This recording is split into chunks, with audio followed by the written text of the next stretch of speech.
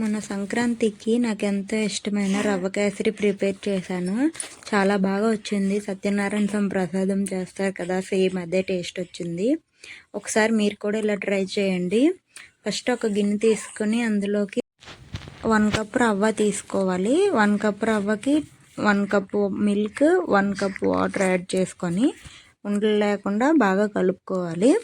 కలుపుకున్నాక దీన్ని ఒక 1/2 అవర్ సైడ్కి పెట్టి ఉంచాలి.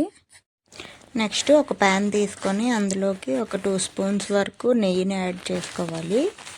అందులోకి డ్రై ఫ్రూట్స్, బాదాము, జీడిపప్పులు, కిస్మిస్ మీకు ఏవి నచ్చితే అవి యాడ్ చేసుకోవచ్చు.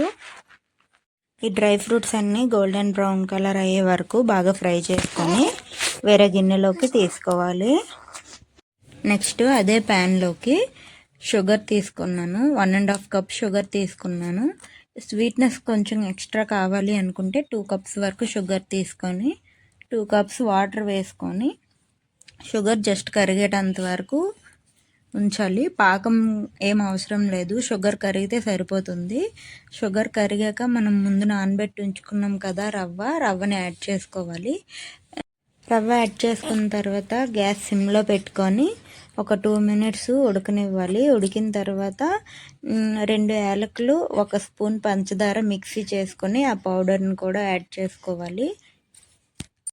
రవ్వ కేసరి ఇలా ప్యాన్ నుంచి సపరేట్ అవుతున్న టైంలో మనం ముందు ఫ్రై చేసి పెట్టుకున్నాం కదా డ్రై ఫ్రూట్స్, వీటిని ఒకసారి వేసుకొని బాగా కలుపుకొని స్టవ్ ఆఫ్ చేసుకొని సర్వ్ చేసుకోవడమే.